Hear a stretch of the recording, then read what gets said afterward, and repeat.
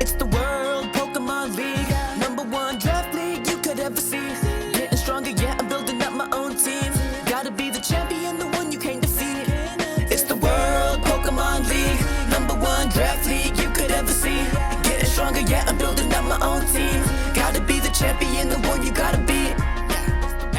Pokemon League, #1 draft league you could ever see. Getting stronger, yeah, I'm building up my own team. Gotta be the champion, the one you can't defeat. It's the World Pokemon League, #1 draft league you could ever see. Getting stronger, yeah, I'm building up my own team. Gotta be the champion, the one you gotta beat. Hey everybody, welcome back to the Analytic podcast. I am Guardian Light, and joining me is... I have boosted the power of my fake out with the amazing Choice Band, Octo. And welcome to the double feature. So, sorry about missing the episode last week. A lot of stuff happened on our personal end. I'm dealing with horrendous thunderstorms this time of year. So, a lot of power outages have happened. So, to make up for it, you're getting it. This is going to be our 2-in-1 episode. So, we're going to go... I'm so sorry. I feel like I've interrupted you twice now. Go for it. No, in this case, it's more I'm trying to be quiet because I have something very stupid to explain the thunderstorms. Oh, is there a thunderous in my area? Much worse. Oh no. It's not so much thunderstorms as me booty clapping with my thunder thighs. God damn it. Oh god, you had one job.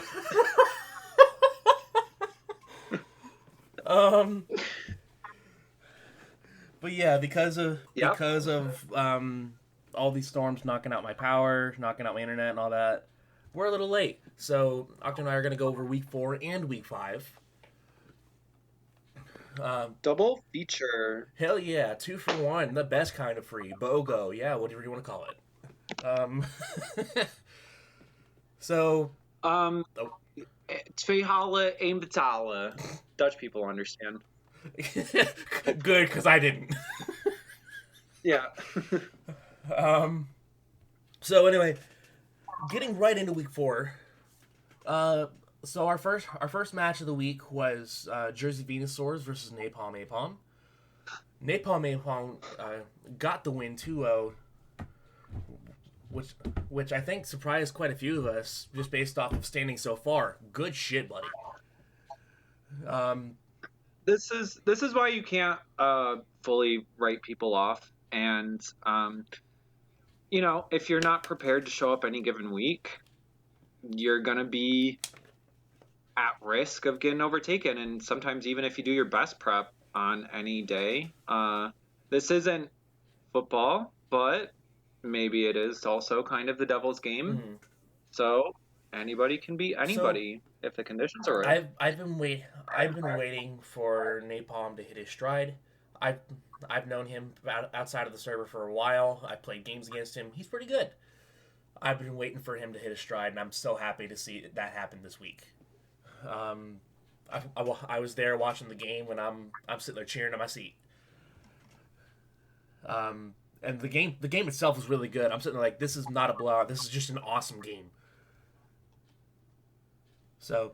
There are close games too. Oh, very much. A 2-0 and a 1-0. Yeah, it was super close.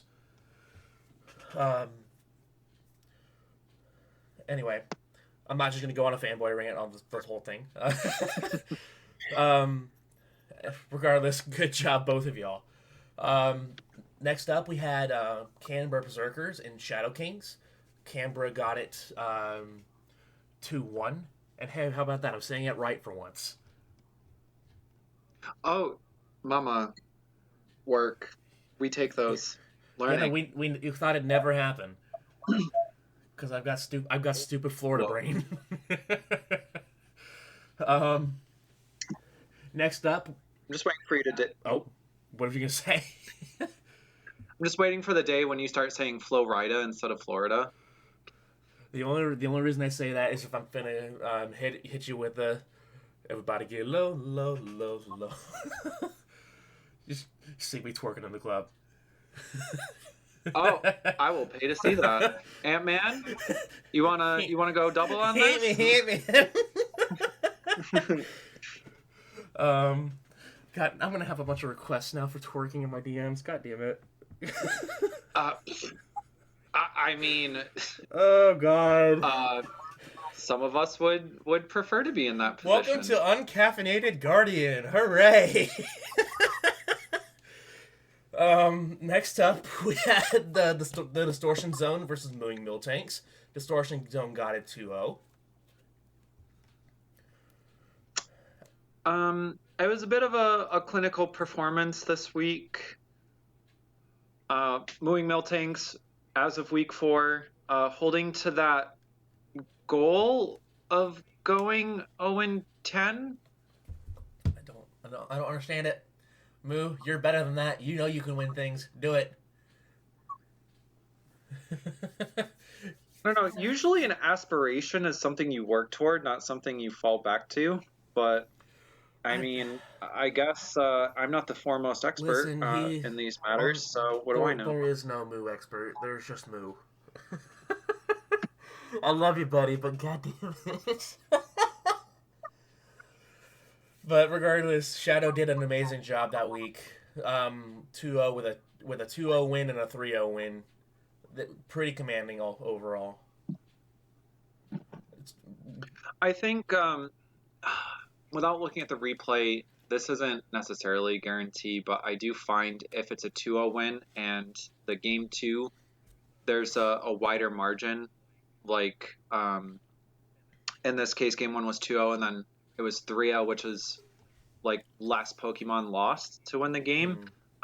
It means sort of like they're an adaptation from game 1 was not found, and it's sort of like taking the momentum to the next level. Well, I mean, it's either for the winning. I can see that, or just Distortion's adjustments or predictions, so to say, were better in that specific week. Which Shadow's been doing a pretty good job this season. God, his win against me was like, oh my god, I got my head kicked in against him. So like he's definitely showing that he's back.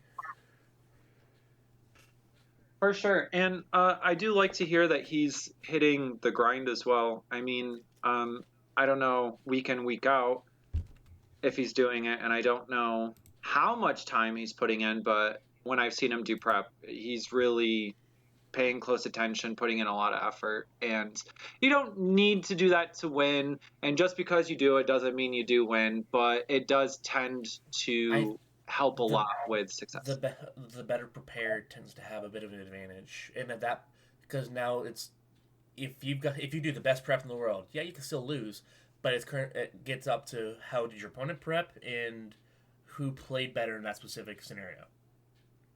It's easier to play better usually if you've done good prep as well, because you have a better idea of what your team can do. You'll probably have more answers available, and it'll be easier to adapt to what your opponent does. Yeah. It's not guaranteed, but sure does help. Oh, absolutely. Next up, we had Adelaide Thunderbolts versus Golden State Gyarados. Adelaide taking his 2-1. So, and based off game 3 was won 4-0, which means, holy crap, his adjustments were amazing. And I can't help but give everybody a little bit of side eye when they get a 4-0. Like, that's just where's my 4-0s? Yeah. Where's my 4-0? I want 4-0s. You know what? Sometimes there's a week for it, and sometimes there's not. So if you can get a 4-0 like that, especially in game 3 when like a lot of information's already out on the table, good on you, man. That's just good playing right there. That or RNG was on your side. Sometimes a mix of both. RNG can certainly help. Absolutely. Or even if it's just RNG didn't completely screw you over, I think it's almost impossible to have RNG against you and win 4-0. You can certainly win, but not losing a Pokemon and you're getting hacked out that usually doesn't happen. Yeah, no, Um, I imagine that the Hacks were at a minimum against Adelaide Game 3. Uh, but that's not the match we're reviewing this week, so we don't. So, I guess we'll never know. No. so for people who are curious, want to do their own research, you know where to find the replays. Go take a look, because that is For sure. not my job today. Not for that game anyway. Um, so Oh. yeah, somebody's yelling at me.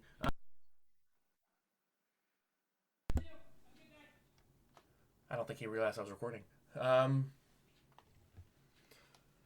So next up we had Sub-Zero Glaceon versus Sphelovoricalcos. Sub-Zero won 2-0. I think before this, Ant-Man was undefeated. So we this week saw both of our undefeated players finally take an L.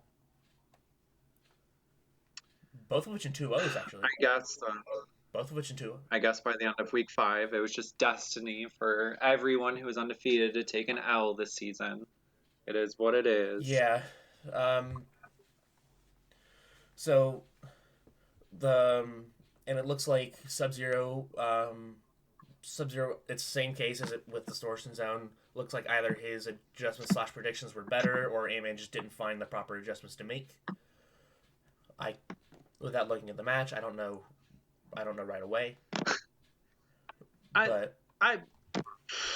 We may have seen it, but it's been a while, so it's hard to remember. I was like, unfortunately, my brain's going a million miles a minute. So like, something that could be like 2 weeks ago feels like forever now. So like, I can't commit. And with all the games that we watch and keep track of, I don't have the best memory for each specific one. Sometimes stuff can jump out, but when your brain's going that fast, you might see it and then, well, now it's too far away. Yeah, so it's like, it probably would have been good for me to refresh myself on these, but like I didn't. So here we are. So next up we had California Bastiodons versus the Wild and Wigglytuffs. California Bastiodons winning 2-1. Looks like Game 3 was very close, ending in a 1-0 victory for California. So, once again, good job, guys. And then the last match was Guam War Turtles versus Crystal Crowbats, which Guam War Turtles took 2-1. He just did a really good job. Very close match. You can see Game 2 and Game 3 were both 1-0. Right. So his adjustments are just really good, and I don't think I had the firepower to combat it effectively. That makes it really tough. Especially if you have that feeling going into the next game, like, do I even have an answer? That it's demotivating. Well, and makes it hard. Correct. Even if you are right or wrong. I think I had an idea of how to win. I don't remember there being a lot of RNG that match, but like there was. But definitely, I did. I think if we were to rerun that back, it could be a little different, but it just didn't happen that time, which is fine. He won the game. He did really good. I hadn't played B-Rich in years because I knew him before the server, and he came back with this is our first match playing doubles together, and my God, he came at me with a vengeance, and I'm very happy he brought everything he had because I wouldn't have been happy otherwise. I think we're all doing this for fun, so. Especially when you're playing against somebody you go way back with, win or lose, it's the most rewarding, even if it might not feel that way sometimes. It's the most rewarding to have a good game, lots of thinking adjustments. It's close. You don't really know who's going to win, and you can say that you both played well. Yeah. And it's like the fact that I was able to say everyone played well and it was just a good game. I'm happy that I can make that call because Lord knows, if blowouts are never fun, for either side. So I'd rather have a close game and just barely scrape by. It might I feel be. more accomplished that way. I don't know how you feel about that, Octo, but Uh, I think sometimes a blowout does also feel like an accomplishment. If it seems like your opponent's having an off day or they really weren't prepared in general, I think that can take a lot away from that accomplishment. mm-hmm. But if especially in like for example a game three scenario, like they took a game off of you and you may have had to really claw your way back in, and then you get a 4-0, like that's really rewarding because it like you downloaded your opponent. You figured you got all the right You found the answers key to and you didn't success. let them touch you. Yeah, you found the key to success there, and you just were able to just break through. I find that rewarding at least. And But yeah, it's not like if it feels like you didn't have to try, yeah, I personally don't find that rewarding. But yes, there's. I think blowouts against really good opponents feel good, but only like I said, only if they're giving me like a hell of a match and I just happen to like play better. Which there's a Ultra Ball is really close together skill level because you're seeing people, even like new players are able to topple like experienced players. Everyone else kind of in the middle, so everything's all over the place. Lord knows it's a good thing there's no betting pool here because the people would be losing a lot of money. Um, um, well, we're not playing with money, but the fantasy league is almost a proxy to that, right? I mean, it's to an not quite a extent, direct parallel because yeah, to an extent, yes. I don't feel it this season because I'm not playing. I'm not playing fantasy standings. I kind of wish I was because I feel like I probably would be up there, but I don't know. And we did get an update for fantasy standings as of the end of week 5, so we will go over that shortly. Um, but first, before let's get to week 5 and then. yeah, Oh, like before we get to week 5, we did get a request for a match. So we will be analyzing Canberra Berserkers versus Shadow Kings, week 4. So Noah reached out to, I believe, Octo, and yes. asked us to look over this. And we literally just went over like the standings in that match. I think it was a 2-1. It was a 2-1. So yeah, no shit. I've got 3 replays in front of me. God, I'm tired.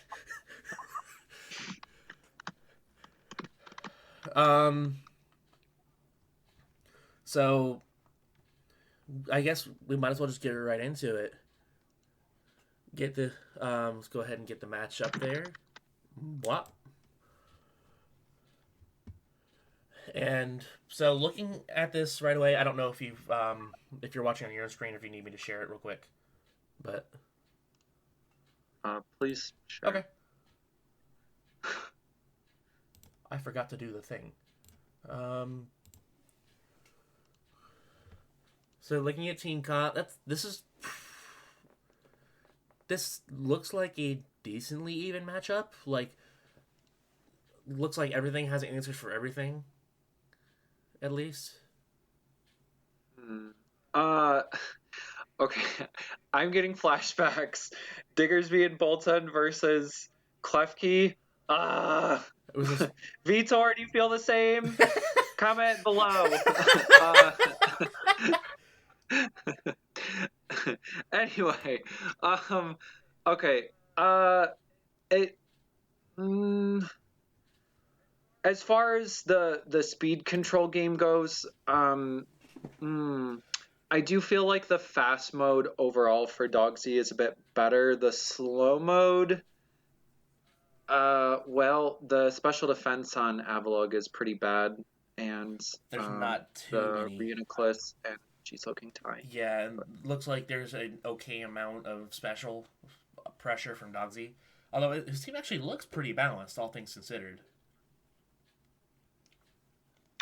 There are quite a few special attackers on Noah's side, which Ditto could copy. Or he's not imposter and will side transform We'll just have to see, won't we? Wait, is that a thing? You can side transform?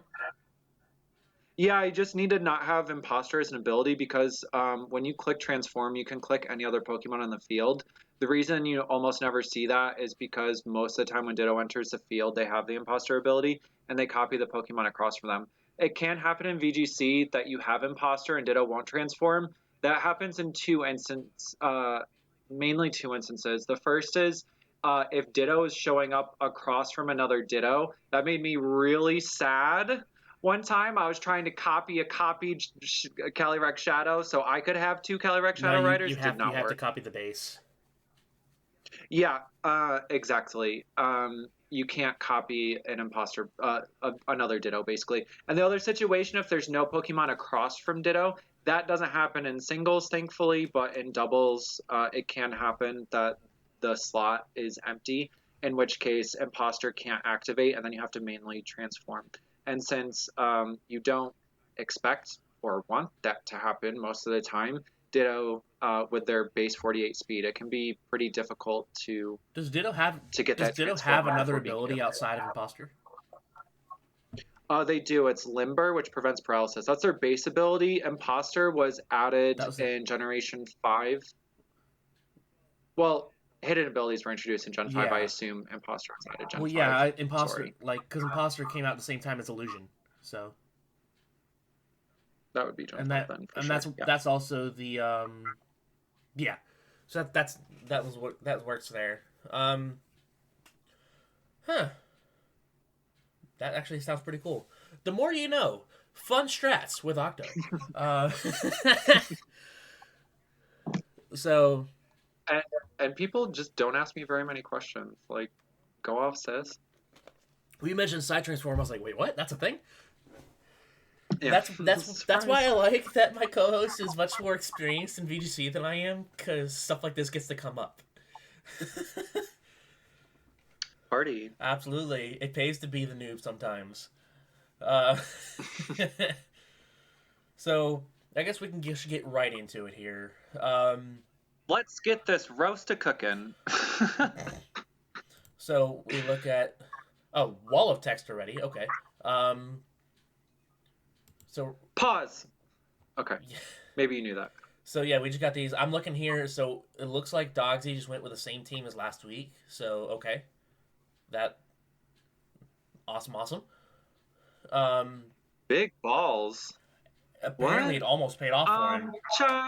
Okay. Apparently it almost paid off for him too, considering it was a 2-1. But Beginning was good. Okay, so I think looking at Noah's side, if you're expecting the Diggersby lead, what I like about Rotom is you have the Levitate to stop the ground type moves going the into ground you. immunity's huge here.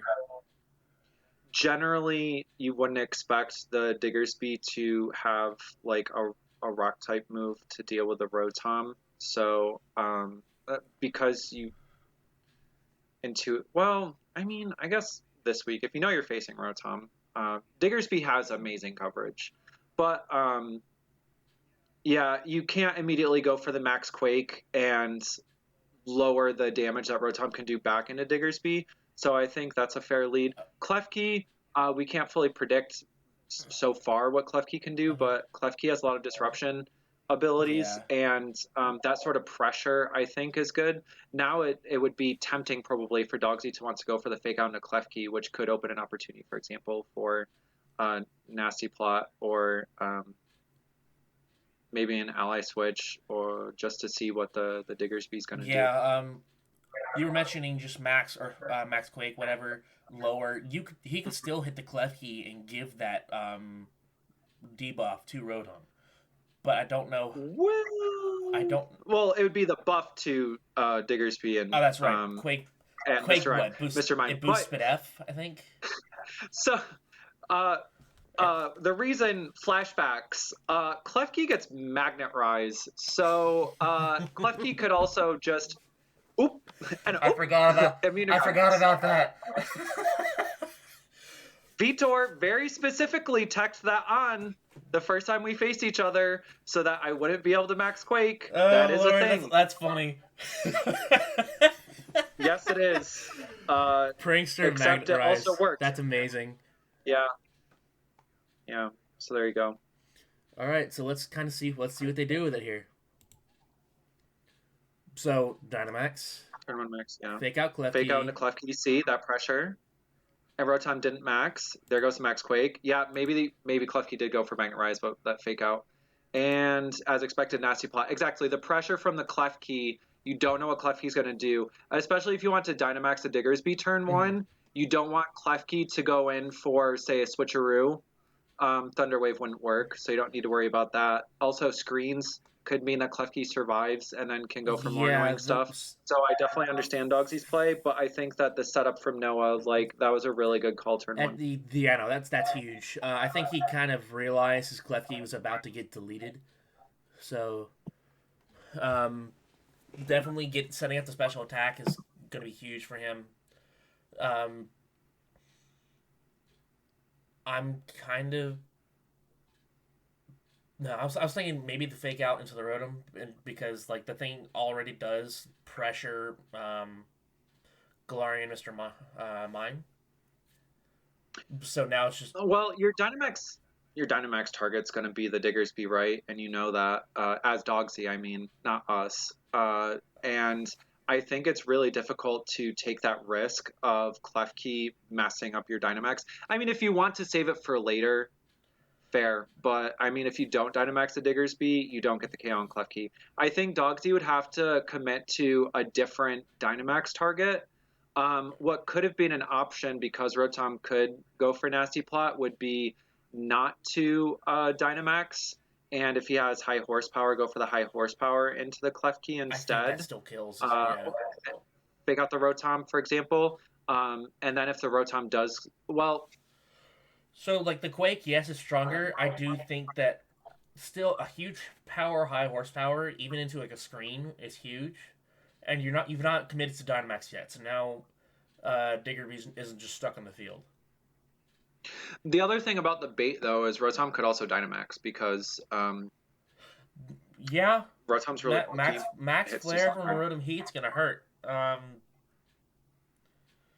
But anyway, we're supposed to be looking at this from Noah's perspective.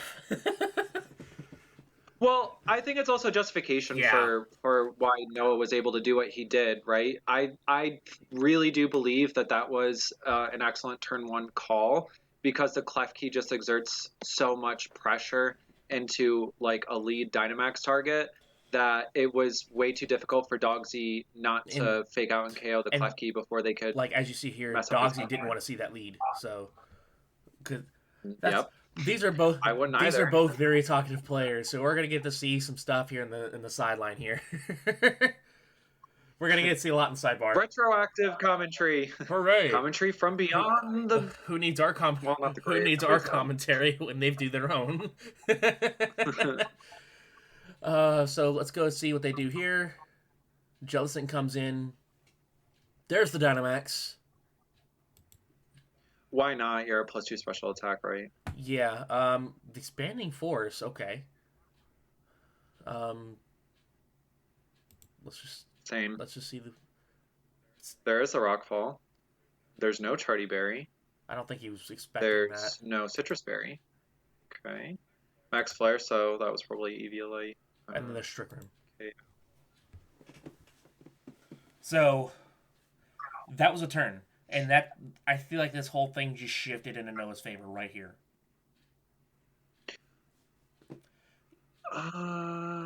Yeah, the Rotom outspeeds the Diggersby. The Slowking would be able to pick up the KO if they had something for the Rotom, but that's a pretty tough call. Unless Rock is really good into your opponent's team, you're just unlikely to carry it. Water moves won't be super effective in the sun, basically. Yeah, I'm trying to think of what Slowking's just going to be better off going for a good stab option, but you even saw what you even saw the Max Rockfall did only like 51%, so like a Sludge Bomb or something's not going to do near as much to it. I think coming Could also be really physically bulky, the Rotom, and we know they're not AV, and we know they're not Charty Berry. So yeah, it would be down to Sludge Bomb or Power Jump, but yeah, the Slowking at Power Jump. I don't know. But the Rotom underspeeding the Diggersby, as long as Rotom doesn't get knocked out by the Slowking, like excellent position. Yeah. Do you call the max guard on the Diggersby? Does Diggersby have max guard? We're gonna find out. And then Jellicent coming in, this is a great time for it to just kind of start weakening the Diggersby. So Will-O-Wisp, Strength Sap, all that good stuff is pretty decent for it. And yeah, so let's continue. So it goes Expanding Force. If that were Sludge Bomb, that would have KO'd. Yeah. Shadow Ball. Oh, and Weakness Policy is revealed. If he has the exact same team as last week, you don't do that. And he did try to call the max. I think Dogsy spreading the damage. I think he expected Now Expanding Force to kill. With the Slowking gone, Rotom gets a free hit into Diggersby if they don't protect. But because there wasn't the max guard this turn, it is hypothetically possible again for Diggersby to hold on next turn. Yeah. Or protect next turn. So, and I have a feeling, I don't know that he did. I kind of imagine Ditto came in here, which means he's going to copy Jellicent, not Rotom. That's right. Which is unfortunate, but that's just how the positioning worked. Well, honestly, with the Jellicent, we know Jellicent has Trick Room. If he can reverse the Trick Room with Jellicent and protect the Diggersby. Well, let's see what happens. I want to see if Noah plays around that. Yeah. The only thing with copying Jellicent, though, is you still have Ditto's HP, which is worse than Jellicent's. Sure, but if that's There's your only way out, you got to go for it. And it does feel like his only way out. Switch out for Avalog. Okay. Miss the Avalog, damn. That wouldn't have KO'd. That would have done at some least damage, though.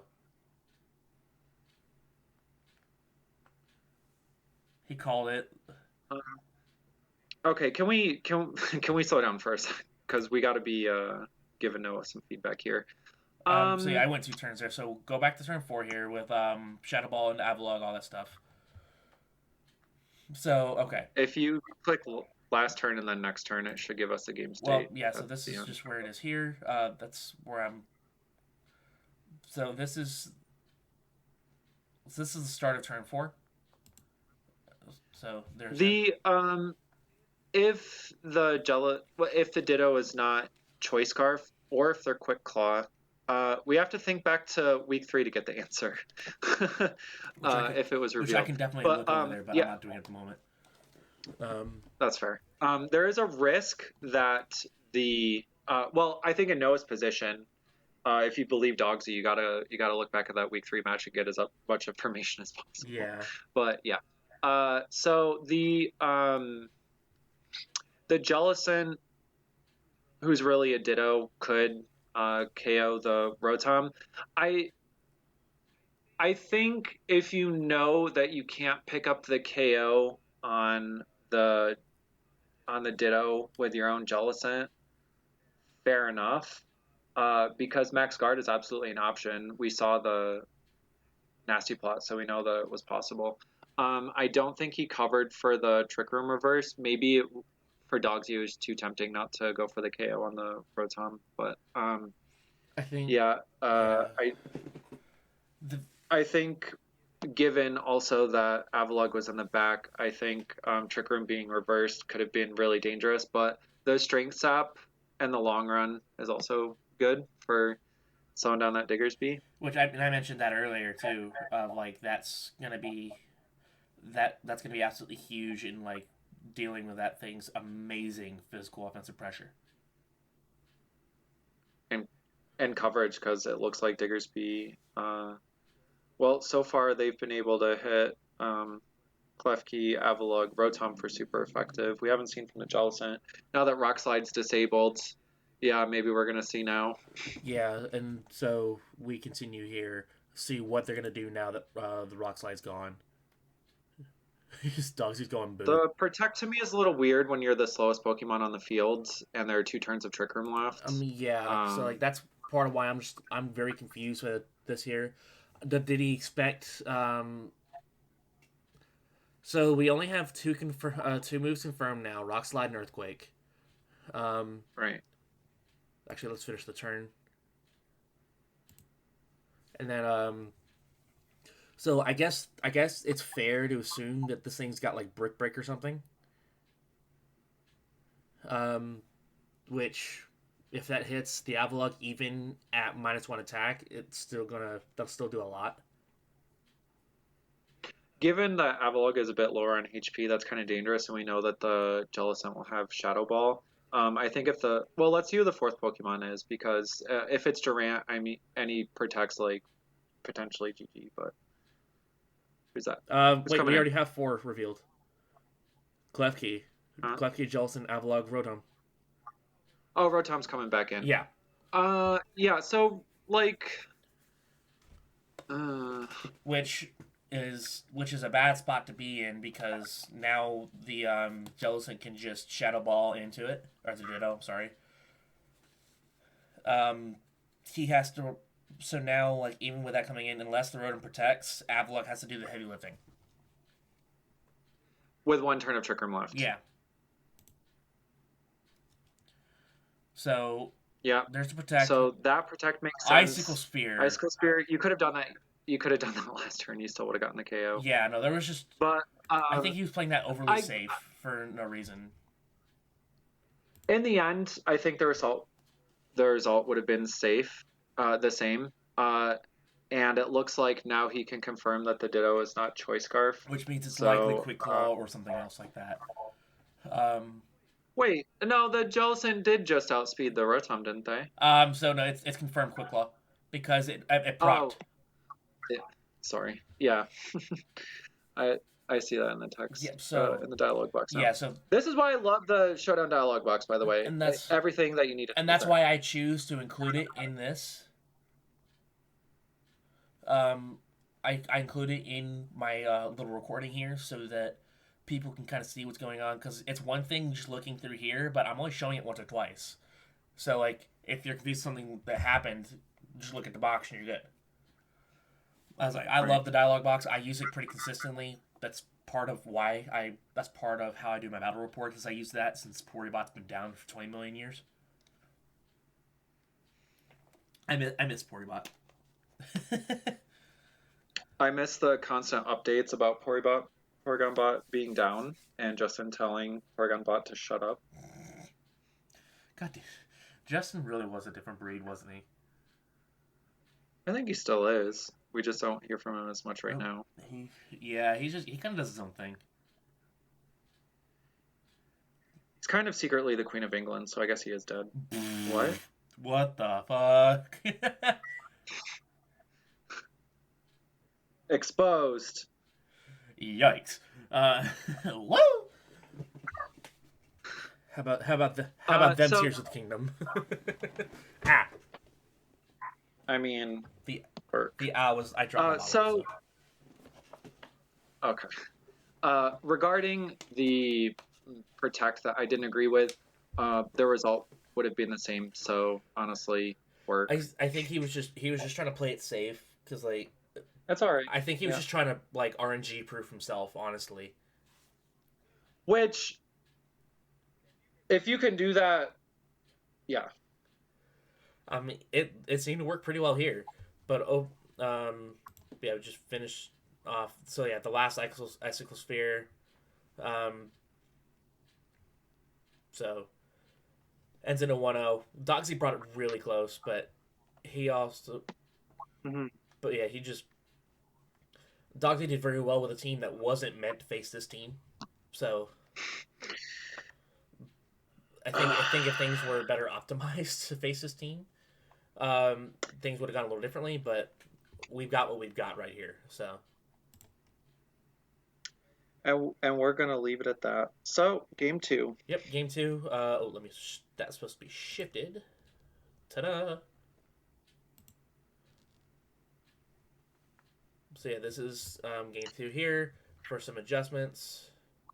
So Both kind of looking at a so sort of trick room moment. So starting right at turn 1, yeah. So you see 2 Trick Room modes very consistently. Klefki Jellicent versus Mr. Mime Galar and Slowking Galar. What do we think about this? Just 2 Trick Room? Does Noah in this situation want Trick Room to go up? I think that's the question he's got to ask himself. What do you want out of this? And it was revealed last game, to say nothing of week 3. We know from last game that Slowking has weakness policy, so it seems wise to me to play around that. And we can expect that Jellicent's Shadow Ball isn't going to KO non-Dynamax Slowking, so no chance of KOing. I think it Dynamax did, Slowking. about 46%? Did we see Shadow Ball from Jellicent? Yes. Slowking? So, going into... Where did he go? Can you mouse over the Slowking for a second? Their name... Oh, they don't have... Dogsy didn't nickname it. Whose name is Who Am I? Oh, that's Ditto. Okay. So that was a damage. yeah. So here's where Jellicent came out. Trick There's Room. Slowking came out there. Shadow Ball does 41% roughly. Yeah. So Proctor Weak's policy. Not Dynamax. Yeah, but just the max player in the sun took care of that. So we didn't get to see anything else of Slowking's set. We just know about weakness policy. So honestly, and we know it won't KO. Yeah, Shadow I'm Ball. sorry. We know one thing of Slowking's moveset, and that's the expanding force. Which, again, that must have been he must have been facing Psychic Terrain last week. Well, I think with the weakness policy, he can Dynamax the Slowking and set Psychic Terrain for himself, and it also has 130 base power like Psychic or Psyshock would have. So that's probably the reason behind that. I mean, that's fair. I do like I do like Psychic more in this scenario, but if it was last week, then that may make sense. Well, we did spoil already that Slowking has got a Dynamax, so they could definitely set their own Psychic Terrain. You know that. Yeah, fake out the Klefki. Does 19%. That did as expected, half as much as non-Dynamax, and now weakness policy is activated. So yeah, I don't see the value of going for that Shadow Ball there. You know it's not going to KO. It's not even going to come close. It's going to activate weakness policy. For Spidef drops? Why would you fish for a Spidef drop when you are guaranteed giving your opponent +2 special attack though? That's why I'm confused. I'm looking for a reason. I don't specifically know. And that could be the reason, but so I'm not trying to shade you. I just mean if that's the reason, you also have to consider the cost. Absolutely. I think that Shadow Ball would have been better off going into Mr. Shines, aka Mr. Mime. If you're gonna go for Shadow Ball, that seems more reasonable. But there's also this thing's also revealed Scald. It's got Trick Room and Strength Sap. So, I think if you're just going for pure damage, Shadow Ball is the best option. But I would have picked a better target. I wouldn't have enabled my opponent like that. If you want to chip the Slowking, go for Scald. Don't activate a weakness policy for free. And if Trick Room goes up, and he didn't Dynamax, okay, Slowking took 50%, but now they underspeed Jellicent and are a +2 special attack. Yeah. And Slowking could probably still Dynamax because they're so bulky, and the chances once Dynamax of KOing the Jellicent are pretty reasonable. Not that we know if Slowking has something super effective. Curious what Klefki went for, but... Yeah, game 1, game 2, turn 1 we saw and nothing, this thing's but about to die. There'll be a turn 2. Yeah, that thing died to the max flare that this thing went for, which means it's probably it's probably got Flamethrower. Because I think that's the fire move it gets. They probably also get Fire Blast. They do get Fire Blast. Probably. I have Galarian Slowking. That's I'll take notes. But yeah, Slowking does have Flamethrower, and honestly, looking at the 6 Noah brought, that makes sense. Not that Dogsy made any changes according to him for this week. So Yeah, it happened to be good into the team that Noah brought, Yeah, so it's work. amazing how Um, often some things coincide in this game. But um, almost incomprehensible. say that again. But Trick Room's still not up.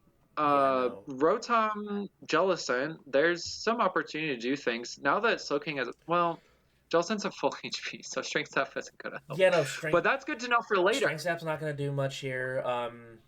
He could, now that the policy's already procced, he could just go keep shadow balling it or whatever. But honestly, I think the Rotom either Dynamax here for Flare or he just goes straight into the overheat. I think. I don't. It's not safe to nasty plot right now. Not with the pressure dogs he's putting up. I don't know Uh, if you agree with that or and you not. don't want to go Trick Room because of Slowking. Yeah. But you might want to stop Trick Room if you don't have a Trick Room mode in the back. Yeah, I don't know what's here, so let's find out. Dynamax. There's that Dynamax. Okay. Ally Ally switch. He lives Eevee, probably Eviolite. So he hard targeted Slowking, which is understandable. Sets his own psychic terrain. Um.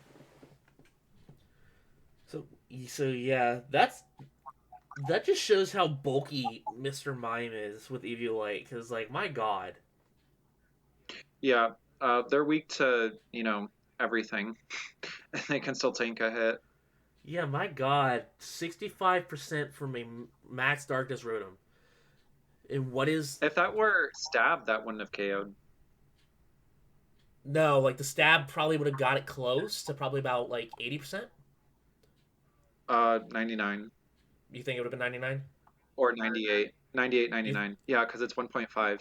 oh. So 60 times 1.5 is 90, and 66.6 repeating times 1.5 is 99.9 repeating. Yeah, so Which it runs may up have been to a chance Doko, but like it's also just it is what it is. But Yeah. Yeah, we don't know if it was a high no roll. stab, so it doesn't matter. Right. Special defense drop, though, that does matter. Oh yeah, I don't know. I don't think that the Shadow Ball would have killed otherwise. It With this Jellicent set, agreed. this looks to be bulky Jellicent, so I don't think it's got invested special attack much. Um, it might have a little bit, but not Right. max. Um, Exactly. so I definitely think he got lucky with the 10% spit F drop. Or no, that's the guaranteed. Sorry, that's Max Darkness. I'm thinking Shadow Ball's defense drop.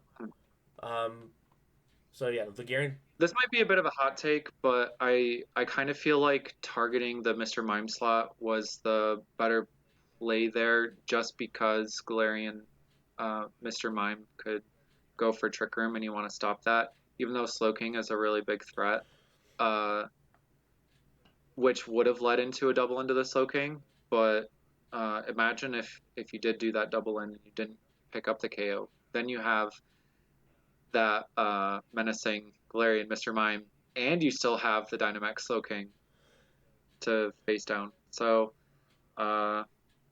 this could have worked out better. We know that it went to a game 3, so he must have lost this game. But Yeah. yeah, just something to consider. Yeah. No. Absolutely. You don't want your opponent to get up Trick Room.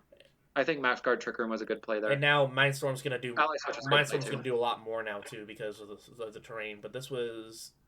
He's got Right. one more turn of Dynamax. That's correct. And then Expanding Force Diggersby came if out. Slowking is still up. Max Guard, okay. Because the Rock Slide was going to KO, that absolutely makes sense. Okay. Shadow Ball to chip, Mindstorm obliterates call to it. protect. Yeah. Or expecting that the Rock Slide won't, or will pick up the I KO. paused that. Either way, Excuse me. that works. Don't you love it when Showdown doesn't respond? Oh, it's my favorite. Oh yeah. So okay, so Jellicent goes down here. We kind of saw that coming. Slowking's Dynamax is over, so now you're dealing with it's what, base 150 expanding force that hits both. 168.5. Oh, with a terrain boost, yeah. Then stab. Right. So On top of everything on else. top of weakness policy. So yeah, no, I think we've mentioned Avalok doesn't have the best special defense in the world. to say the least. So at this point, I don't think Max Darkness from a Rotom kills Slowking. It might, but I don't. Uh, It might. I expect that it would. Slowking is in Dynamax, Rotom is, and Slowking's at -1 special defense. The question is if you're gonna get KO'd by the Rock Slide or not. There's a 10% mischance, and this is non-Dynamax. Diggersby double target. We'll just have to see. But I expect that they do get KO'd because he lost this game. I think if Rotom picks up the KO on Slowking, he's in okay shape again. Yeah. Oh no, he only has Avalog. Yeah, because Avalog with a Icicle Spear, if he doesn't get flinched, That's gonna would KO the Diggersby, and then he's in yeah. good shape. So it's just gonna depend here. So at this point, Dogsy needs his Rock Slide to hit in order to win this game. Would that be fair to say? And to KO the Rotom. Oh, well, even then, he still might have a chance. But yeah, if you get a double hit with a Rock Slide, especially if you KO the Rotom, you're sitting pretty. Because he still has a Pokemon in the back. Yeah. So. And Avalog can't KO both opponents. So yeah, let's see. Avalok is Charty Berry. There's a Charty Berry. That doesn't kill the Okay, Rotom. so Rotom doesn't go down. Max Flare. Which does kill. Does pick up the KO, though. Yep. Icicle Spirit, yep, that'll pick up. Unless it only... It hit 3 times. It does hit the third time. So Ditto goes right into the Rotom. And this time, Rotom is bulkier. Okay. Bad call, Oh, but that doesn't do anything there. Avalog doesn't have a good way to hit Rotom, apparently. Body Press would have been good if it were available. Fish for the flinch, makes sense. Also, it's neutral, not resisted. Yep. Icicle Spear, So now that must be the only option. Probably just finishes it with Overheat. If it doesn't miss. Oh, Nasty Plot. Okay, then you can finish it with Thunderbolt because that doesn't miss. Or Dark Pulse, right. He has Dark Pulse, not Thunderbolt. Okay.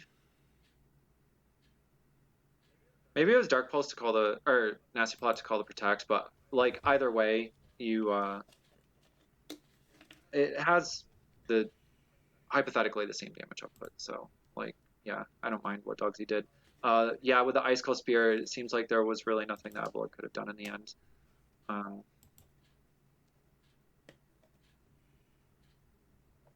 So, in retrospect, yeah, the turn 1 activating the weakness policy, I think he did himself in with that. Noah, don't give your opponent a free weakness policy. You did write in the chat that you forgot, I understand, but something you can always do during a match, write down the item. Taking notes can be huge. Like, if you just click on the last game, you can hover over every Pokemon and see all the moves they use in the items if they were. I don't get rid of any of my games until like the match is over. So like and that's part of why I like playing Showdown. It's much easier to take notes of things. So like, okay. Yeah. Not. Oh, what was their ability? I was looking down because I was taking notes because I can't like write on paper and stare at my screen at the same time. Skill issue. Technically, yes, but it's a skill which shouldn't have anything to do with Pokemon. No. So there's that. Like remember, this is a children's game. Yeah. Why should I have to be good at writing to be able? Why should I be able to write without looking to be able to? And so what I do, I do instead is because I just play with when I'm doing my normal like actual like Switch stuff. So when I'm playing cartridge, I just have it. Have it playing in OBS, so I use it as my screen. I deal with a little bit of a lag, but it's okay. So I can literally just look over to my to one of my monitors, just type real quick while still watching what's going on. That seems to help a lot. It does. I'm able to keep track of a lot of things, which I really like. Because cartridge tends to take longer with animations, I have time to type. Especially the Dynamax animation. Oh my God. They are so extra for no reason. You know what? At least they're not as extra as Z moves, okay? Those definitely took a lot of time too. There was, well, see, there's at least more going on. Like there's a dance, and then like the whole scenery changes. There's a whole bunch of drama with the Dynamax animation. There's a Pokeball, and then it gets bigger, and then it gets bigger. And then it gets thrown, and then the Pokemon comes out, and then it gets bigger, and then they get bigger, and then they get bigger again. Like, That's not really Yeah, but at least you only have to deal with it entertaining. once. Like, yeah, the Dynamax moves are a little more. What Z moves are the same way, if that's the I comparison you're think making, which I'm sure you're not. I was But making it more that's along the moves themselves, not necessarily the setup for the gimmick. If you kind of understand what I'm saying, like, so yes, the setup for every Z move is the dance, which right. is faster than Pokeball expanding, toss, Pokemon expand, whatever. But the Z move itself, a lot of them tend to be longer than the max moves themselves. If you kind of understand what I'm Oh, getting the at. max moves. Well, there are 3 max moves per side per game, and there's only 1 Z move per side per game, to be fair. I mean, I think only the attacking moves have the long animation as well. So if you Z Destiny Bond, it's not going to be that time yeah. consuming. What? So just because we're talking about this, what is your favorite Z move? Probably Z Splash. What does that even do? Plus 3 attack. What? It's a boosted sword stance. Z Yeah, Splash boost by 3? yeah. God, Sun and Moon It's was a wall this time. Ah. it's so funny. That's my favorite part about it. It's just so funny. I think the play is to do Z Splash on Mimikyu, which I did. That that was that was how I used Z Splash. There are a few Pokemon who get Splash. Most of them you don't necessarily need that with. Gyarados, you could Mega Evolve, and they have Dragon Dance, but since Magikarp gets Splash, you could do that with Gyarados. Yeah, you could. I don't know. I think my favorite Z move personally was Extreme Evo Boost Oh, with the Eevee. because I put when I did anything Gen 7, it was anything goes. So I was able to do baton pass Mhm. shit. There was a team in VGC which also did really well with the Evo Boost Eevee. It shows up on the sample teams in the Showdown VGC room Mm-hmm. tours, so people tend to be prepared for it, which is unfortunate. I think one of the reasons it was so successful was at the time people really weren't prepared for it, so that helped. But yeah, we stand like what the fuck Pokemon doing well. I don't know if Cosmog counts with Jamie Boyd because I don't think Cosmog really came to the games, but like Eevee was actually like central to the plan, It was a so straight lead. respect. So yeah, it was an actual lead. So like that was definitely useful there. Um, so I'm trying to think. Where we're anyway, yeah. So Game getting three. back to this, completely lost my train of thought. Um, let's Well, it's a new game, so that helps, yeah. So right? we're starting fresh. All right. So they're 1-1. We know a good amount about both sets. We know that Galarian Slowking's weakness policy. We know Avalok's Shardy Berry. I don't know that we ever had an item revealed on Rotom. Click on game 2 and hover over the Rotom. See, we are setting an Quick Claw. example. It procced. That is the wrong Oh, that's the Ditto. Rotom. That's the Ditto. Listen, I'm trying. Levitate. Yeah, no item revealed. Yep. So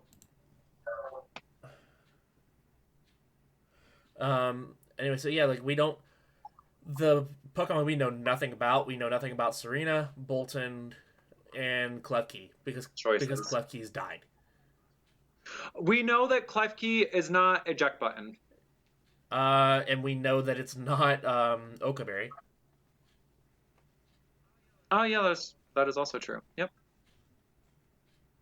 So and then we've yet to see Durant or Reuniclus. So That is correct. Yep. Games 1 and 2, same for Pokemon. let's see what it does. Okay. Oh, Durant. So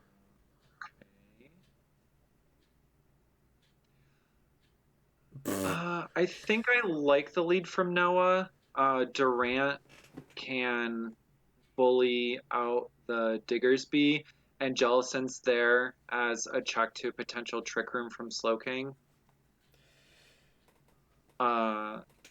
He probably, without the Klefki, probably does also have a Trick Room Pokemon in the back, so it's a pretty flexible, adaptable lead. Technically, the same applies to Dogsy, but Durant having the speed advantage over both, I think, is a really big plus for him. Yeah.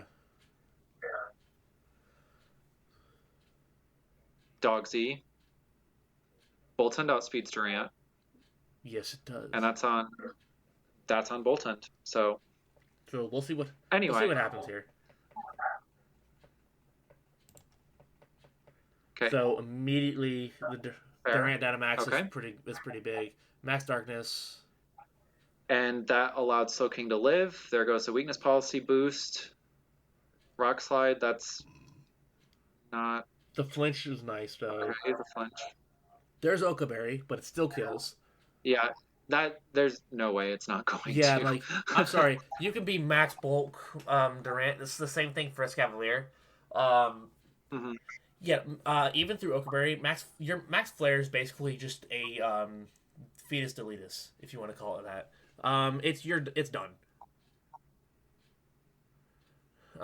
It's just. Mm. Do you see any way that a Durant's gonna live a max flare at all? Yeah, that Other turn, than Sash. no. Okay, if it's physical in the rain, with Okaberry, for example, that's hypothetically possible. And just maybe. On the special side, with Akaberry, you're basically turning it into a 2x weakness that's going into a Pokemon with, if off the top of my head, memory serves 49 special defense. Yeah. It's a tough call. Physical attacks, Durant can live some stuff, but after a weakness policy boost, no. Weakness policy boost and hitting on the special side, not in a million years. Yeah. Weakness policy Togepi is going to get the KO too. Just saying. So still doesn't. That was still close. doesn't get. That was a. There's another flinch. That was a good. That's tough. I would have taken that tough. bet that would have done a lot, but it just was barely there. Oh. So we Damn, could have killed. Okay, so he doubled into the Slowking, and Slowking didn't really have a reason to max guard, I guess. So no, I Slowking needs to be under pressure because it's still on a timer. It's so low now that any hit would kill it now. But yeah, the Avalok flinch there was rough. So Dogsy's definitely getting the better end of RNG right now. Which makes it a lot harder to come back, and you lose a lot of momentum turn one, losing your Dynamax and activating weakness policy, right? So that is really difficult to come back from when RNG is also against you. The crit I don't think mattered for what it's worth. But yeah, the consecutive flinches, ouch. Something is wrong here. So remember how we said this was supposed to be a 4-0 victory for Canberra? Mm-hmm. There are 2 Mons dead. Yeah, that doesn't seem mathematically possible. All right, well, let's see what happens. Then we'll try to, update accordingly. What actually happened? Rock Slide, yeah. So that's fine.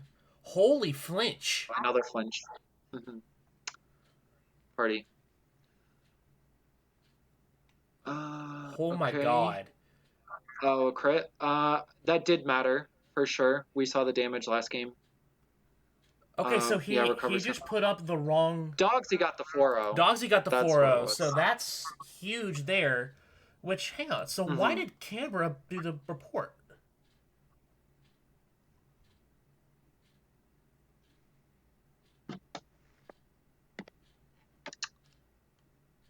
Choices. Canberra did the report properly.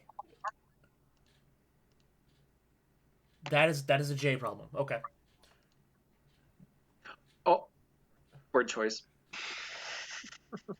I mean, I'm not wrong. I'll let him know that needs to be updated. But so yeah, those of you watching, you don't need to get on Jay about that. I'm gonna shoot him a message right after we're done recording. Did you just say Dogsy doesn't need to dog Jay? Dogsy does on not need to know, purpose. Jay. God damn it. Um. So. So Uh, yeah. So. All right. so So what could have been done game 3 better by Noah here?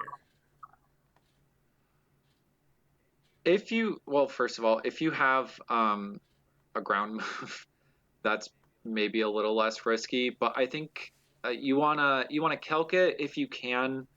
The attack into Slow King, that's a pretty risky gambit. I think the better play, realistically, if you want the Trick Room to go up, is can you mouse over Avalug for a second? Yes, I absolutely. know I'm right, but I just yeah. So if he's min speed Avalug like I expect, Avalug underspeeding the Slow King is pretty alright. You do go down immediately to a max flare from the Slow Now, King. and I am going to say this in Noah's defense, there was a lot of RNG that game. Um, a Absolutely. crit in 2 flinches, 3 flinches? Uh, 3 a crit flinches. that mattered 3 and three flinches. relevant flinches. Yeah, So, because there was a crit which didn't matter. the crit was the Mindstorm on something here. That that one did That not was the one matter. on Jellicent. The rock slide, the rock slide crit into Rotom Heat, that one mattered because that would not have KO'd based on game 2 damage. Yeah. Um, Um, so I think turn 1, if you're gonna Dynamax the Durant, you go into the Diggersby, and you take down the Diggersby. yeah. Maybe you don't Dynamax the Durant at all.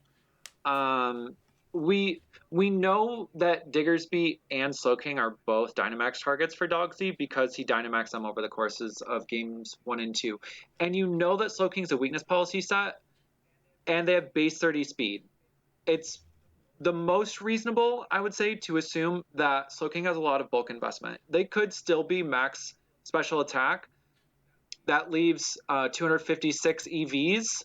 They're not going in attack. They're not going in speed. It's all going to go into bulk, and it's probably not 252 defense. It could be, but it's probably not. It doesn't need to So that be. makes it well, or special defense. Sorry, because if it went to defense, that would help against the Durant. So the fact that it's not stab max darkness from Durant does hit really hard, but you're not really guaranteed a KO.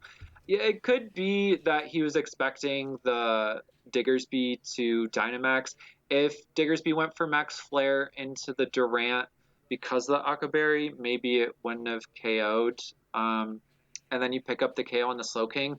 But the fact that Slowking can also Dynamax, that makes it tricky. I don't know. Maybe Noah, you kind of psyched. You the result was, I don't mean to say you messed up, because of the Pokemon that Dogsy brought in the front, by you also having Jellicent, you may have set yourself up for a situation where it was harder for you to decide the line of play to go with. If you had gone with Klefki in the front this time, I understand why you wouldn't have.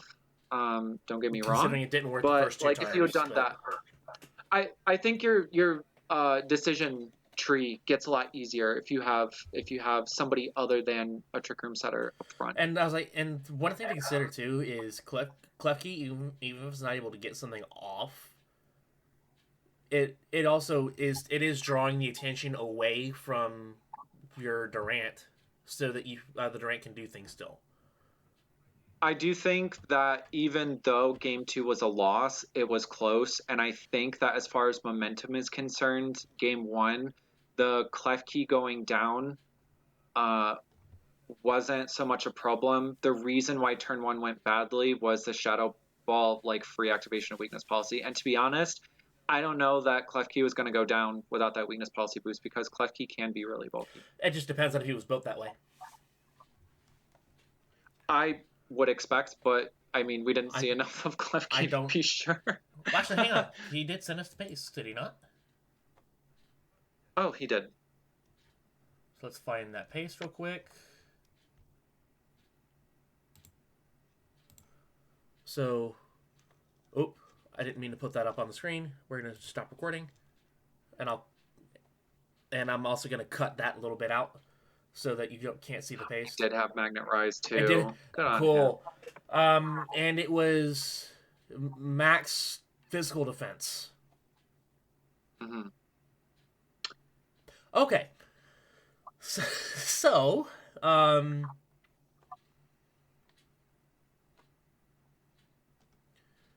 What's on this for you, Nicholas? re- uh, Mm-hmm. I don't know if you're watching this right now. I believe I have the screen on the right thing. Yep. Okay. Yep. So that's it. Focus task Jellison. The hell? All right. We're Okay. not getting into building choices. If you want that, you can ask one of us to help prep with you at some point. But um, we're just gonna go with. I think you realize that wasn't the play, and that's all we're gonna leave that at. Sound good? Mm. Um. Yeah, with the hacks, that makes it really tough to get back in if anything goes wrong. But I think it was too risky to go for that max darkness into the the slow bro. Yeah. Personally, Durant overall, I did like as a lead, and I did kind of feel before seeing what happened like Jellicent was kind of nice. Mm-hmm. But yeah, I was expecting Durant to attack the Diggersby. Mm-hmm. No, absolutely. And even then, like Dogsy's even commented that like that wasn't well deserved. GG's man, because he nobody wants to win because of RNG just basically giving it to you. Like I mean, it made it so that he couldn't lose the momentum, and it did result in a 4-0. But I do think Dogsy I think he was, had that game regardless, but I definitely yeah, Dogsy just made all the right plays, and then the flinches just definitely helped him. I was like, and you feel bad right. seeing that, but like this is the game that we play. Um, and he's Even without the flinches, the too, I think like the big Rock Slide is good yeah, damage. but I think the fact that Dogsy is acknowledging that like yeah, there's a lot of RNG crap going on in there. Sorry, I don't want to win that way. I think acknowledging that is important though because there's some people who I've played against who got all the hacks in the world and they're like, yeah, no, it didn't matter. Whatever, good game, man. Or they get a lot of hacks and then they miss a blind hurricane and they're like, "Oh my god, I'm so unlucky." There's Bruh. a yeah, so Bruh. people were calling me lucky for my week one with all the hypnosis crap, and I'm like, dude, I missed a few things that I shouldn't have missed, but I still got that. I was on with the hypnosis from week one. I think I landed 3 of my 5, which is That's that's that's literally exactly the odds that you should have, by the yeah. way. So 3 out of 5, that's 60%. but then he's like, oh yeah, no, but like you got like a lot of 3 turn sleeps, whatever. I was like, okay. I had 1 3 turn sleep, 1 2 turn, and a 1 turn. And I was able to take advantage. That's also a complete That's just how that works. distribution. That is it's what a 33% chance turn one, and it goes up as time goes. There, I'm still used to old sleep mechanics, not Gen 8. But you know, actually, it doesn't even matter. Because we're not talking about that game. Um, but the biggest thing is there's definitely been a lot of people who have just gone like, oh, um, RNG killed me. They landed a bunch of things they probably shouldn't have, and then just missed one. That was a bad gamble. Like, if you're taking gamble on super inaccurate moves, you've got to be willing to pay for that too. But and I don't know who all this can help. It did help me. I made a team specifically designed to rely on hacks. Like I'm talking Super Luck, Togekiss. Um, I had Hurricanes and Focus Blasts. It was high risk, high reward, intentional, and the whole point was Sometimes it's going to pay off, sometimes it's not. Roll with the Mhm. punches. Whatever happens, happens. You made the team. This is the game we play. And I mean, it's not like it's not okay to be bothered or disappointed or something, but it's not helpful to you. And like, you know the accuracy of moves. Sure, like if you miss, for example, 5 high horsepowers in a row, that's extremely unlikely. But also try to look at the bigger picture so you don't get too upset about that one game, you Mhm. know? Like you probably don't miss 95 out of 100 high horsepowers. Yeah, That 5% miss chance consecutively is unlikely, but hey. and so like I'm definitely bad about like if RNG really gets me, like I'm gonna be mad. Like I think it's Mm, pretty common that like you feel like you've got the game won, whatever, and then just RNG says nope. And that can frustrate me, and I absolutely. mhm. But again, it is the game I play. Just give me just give me like an hour to cool off, and I'm good again. Um, That seems reasonable too. and there's still some games I'd probably never let go of because of how like crap it was, but that's also from me to deal with. Everyone processes things differently, so There's a game I'll never let go of, but I won. bro, bro. Um, Well, I do it to keep myself humble, you know? I mean fair. Um, Like I did not deserve to win. I mean, I feel like as long as you acknowledge that, then that's a good thing. Yeah, there are two values to it. One is when you feel like you're really unlucky. I won because of luck, but I also won because I played to my outs. My outs were I need Thunderbolt to crit, and I need to land not freeze dry, sheer cold. Crit, Mm, 4.25% chance. Sheer cold landing, 30% chance. I got both, and I won. I did not deserve to win the game, but I did play to my outs. And in that turn, I was extremely lucky. So, I can always remember, hey, I get lucky sometimes, and identify what your out is. And it doesn't matter if the chances are really low, yeah, play no, to it if absolutely. you want to win. If you want to win, play to your outs. Yeah, no, absolutely. And sometimes it's just a gamble that we take, and it sometimes pays off, sometimes it does not. But I think And if you're going to lose anyway, just do it. Oh my God. have If you want to win, have fun. if you don't care, okay, quit, fine. But if you want to win, just do it. Yeah, The worst that can happen is you lose anyway. Guess what? You were going to lose to begin with. So just lose. yeah. But try to win. And you know what? Every once in a while you will. All right, and so and with that being said, let's we're gonna go ahead and shift over towards fantasy for week 4. Or Okay. actually, should we even go through that, or should we just wait till fantasy at the end because we got week 5 standings? Mmm. Uh, it, I feel like to honor the Pokemon who did particularly well in week 4, it would be good to give them a little bit of praise, but we That can we can that's try all to I need to focus hear. on specifically this Pokemon did well, let's move Yeah, on. so I feel it's fair to them to I'm going to acknowledge them. keep it to like an MVP per team. If there is Okay. one.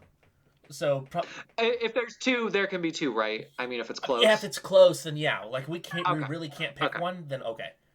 Um, Okay, sounds good. so with Napalm versus Jersey Venusaurus, Meta Buzz absolutely one of the MVPs here. Um, so 2 games brought, 4 kills and 1 death. That's still pretty good. Um, on Great performance. it looks like the best one on Jersey side was Buffalont. 1 game brought, 2 kills, 1 death.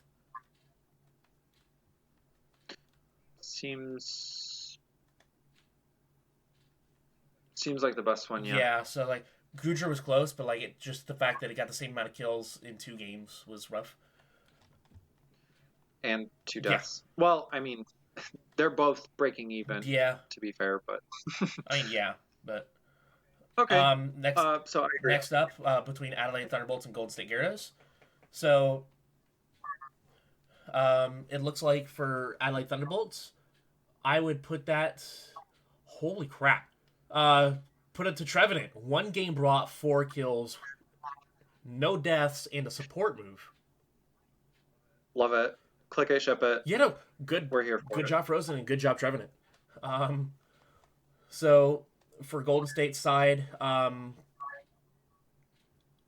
don't know if you agree with this, but I would say probably the Kanga That seems fair with enough. 3 games brought, 3 kills, 2 deaths.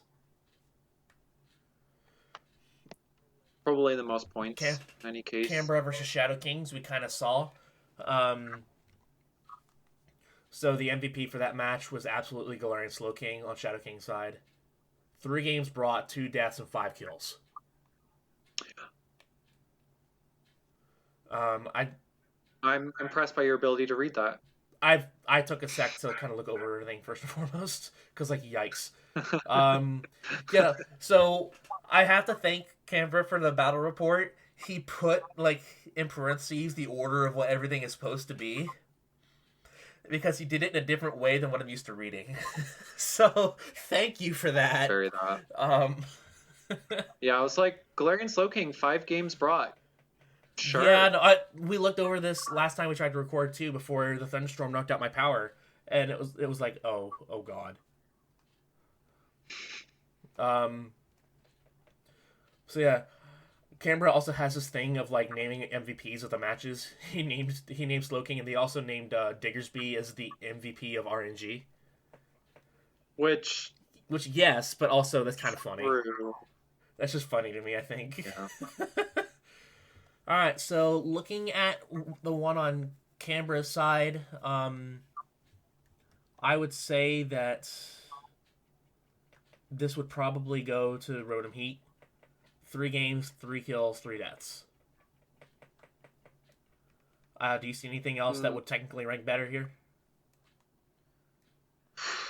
Well, for multiple reasons, I'm really struggling. I think Rotom Heat looks the most fair overall, just looking at the numbers and trying to guess at the order. So Rotom the close Heat. second would be Jellicent with 3 games brought, 1 kill, 2 support moves, and 3 deaths. But that's a close second. But I definitely think it goes to Rotom Heat. Fair enough. Now for the one that I'm actually gonna have a hard time reading, Distortion Zone versus Mooing Miltanks.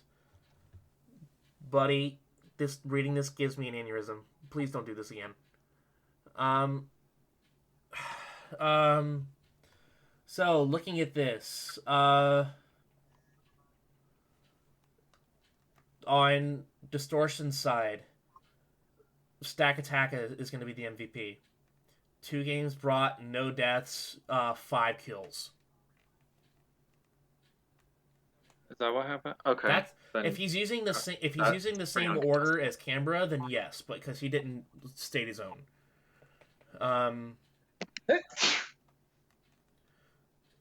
That's the biggest crime, by the way. We have to guess, at least with Noah, he told us what order it is. And I'm not gonna get mad at this because we've talked about filling. I feel like part of it's my fault because I've been talking about fill out your battle reports, and now we're getting all this shit. Okay, so here's this is my personal take, but I would love to hear from the people who put it into the sheet what they're good with. For me, whatever helps you get it done, do what you got to do. Just label it for us, please. Well, that's not what I was going to say. That's what I'm going to say, though. Okay, but what I'm going to say is what I would recommend is you get it all worked out in your system, and then when you go to place the message and actually send it, do it in the prescribed order. But let's hear what the people who have to put it into the sheet say, because if they just need the numbers there and they need to know what's what, yeah, that's what really counts. It's about the reason why I say you should do it in the prescribed order as the output. It's to make it as easy as possible for the people who have to put it in. And we even even got a message from Jay going, why? So I think that should be enough said of just there. While it's okay to be unique and do things a new way, please don't make it harder for the powers that be. I'm asking you. Right. I am pleading you. Don't do this shit. For real. So, the next match looks like we're back to normal, at least as far as the order. Sub-Zero Glaceon versus Fury Calcos. The MVP for Sub-Zero. I would say either Dusknoir or Raichu. Dusknoir. I wanted to say Raichu, but I can't not say Dusknoir You can't now. ignore Dusknoir's 1 game 4 kills And no death. and no deaths. Raichu 2 games 2 deaths 6 support moves. So both of which did really well for their respective games. It's just I think Dusknoir's it requires a little more attention. They had a perfect game. Yeah, absolutely. At least Dusknoir did. Other Pokemon may not have, because we know Raichu died once.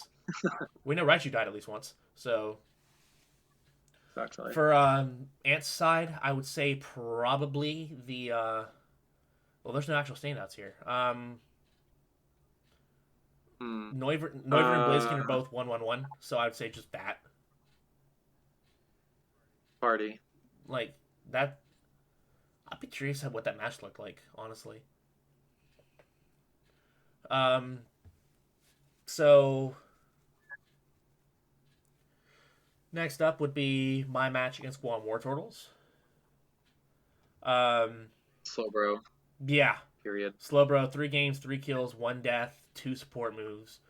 Close second would be probably Glaceon with 2 games, 1 kill, 2 deaths, and 5 support moves.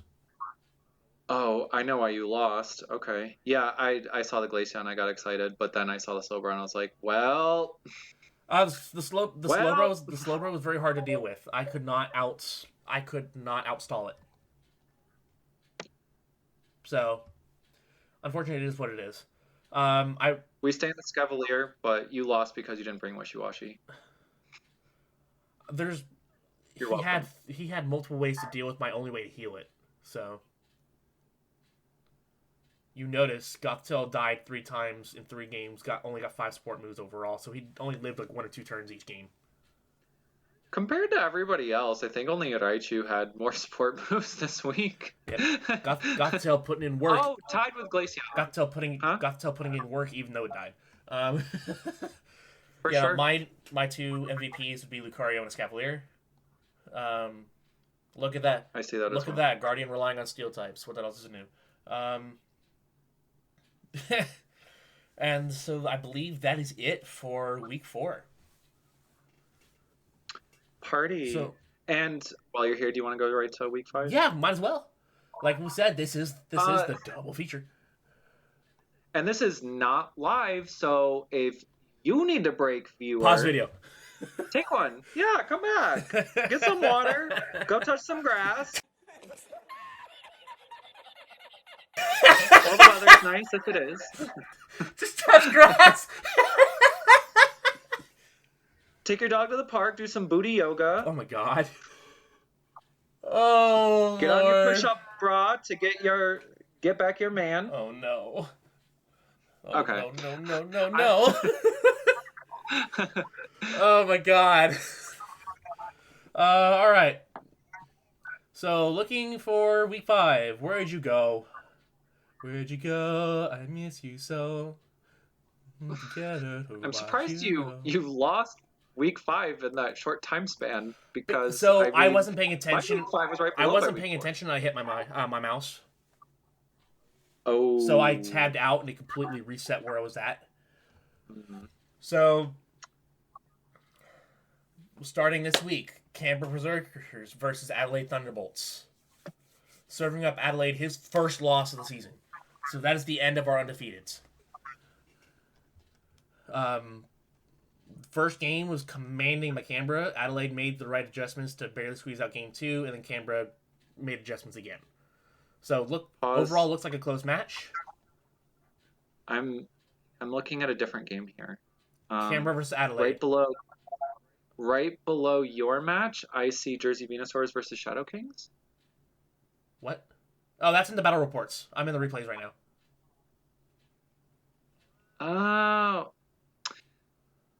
What I meant by one after the other was in the battle reports. Okay, so it was just a misunderstanding. Yeah, so This this should be the order the games were actually played, but the battle reports are just the order of whenever everyone got to the battle reports. Seriously, choices. Priorities. That. Guam War Turtles versus Distortion Zone. Guam got it 2-0. A pretty commanding 2-0. Got a 4-0 game 1, 3-0 game 2. Holy crap. He didn't come to play this season, boys. He came to slay. Holy He crap. needs to get all that pent up aggression from being underwater Yeah. and on the beach and stuff. He's stir crazy from being in the sub. He's ready to play. I mean, you can stir this pot any day. What? Fuck's sake. Jesus. Alrighty then. So next up we have Shadow Kings versus Dre's Venusaurs. Dre's Venusaurs avenging last week's loss by going 2-0, 3-0 both games. So Party. yeah, party. Sub-Zero Glaceon versus Crystal Crobat. Crystal Crobat's 1-2-1. I do remember that being like a hard one, like on the 2-0s for game 2 and 3, just because it's deceptive. A lot of my mons were pretty weak towards the end. I had to do some smart switching. Yeah, when you see the end result, you don't see the HP bars. Nope. So like a 4-0 could be really deceptive. It could have been some really smart switches to try to keep your momentum. Or just to preserve the 4. Also, yes. Millie Miltanks versus Golden State Gyarados. Millie Miltanks giving up his dream of going 0-10 by taking this 2-0. It was always something I can't conceive of as a goal. That doesn't mean it's not, but yeah, either way, jigs up. I feel like he's also tired of me yelling at him, saying that he can do better. I know he can do better. Good. Stop making that a goal. Yeah. So if it's my yelling that did it, cool. Me being loud accomplished something. But yeah, whoever said this is why you need to.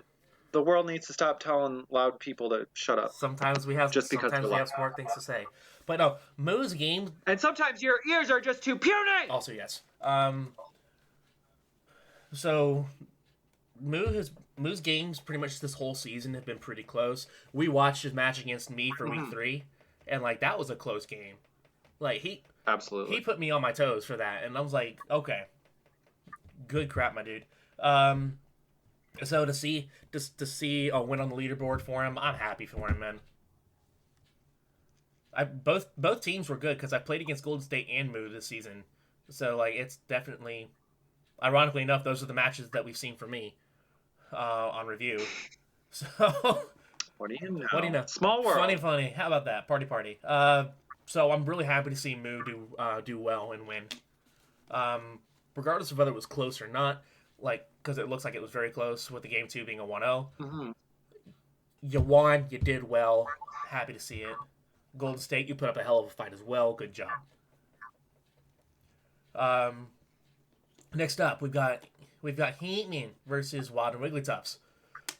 Ant-Man won 2-0. 3-0 both games. Looks pretty commanding, but we know looks can be deceiving. That's the word. And then we did have a forfeit this week.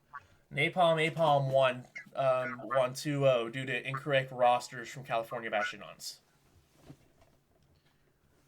So I guess that's just which I don't know how that happened. If you just put a wrong Pokemon in, I don't know the details behind that.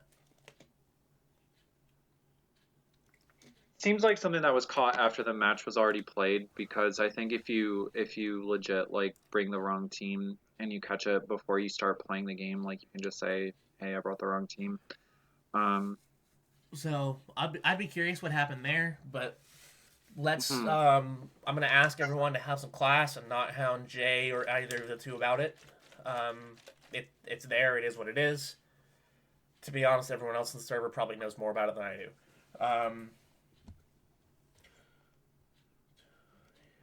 4, 5. I believe that's everything there. 1, 2, 3, 4, 5, 6. Yep. So we had 6 games. That's correct. Um, we don't have a match for week 5 to watch.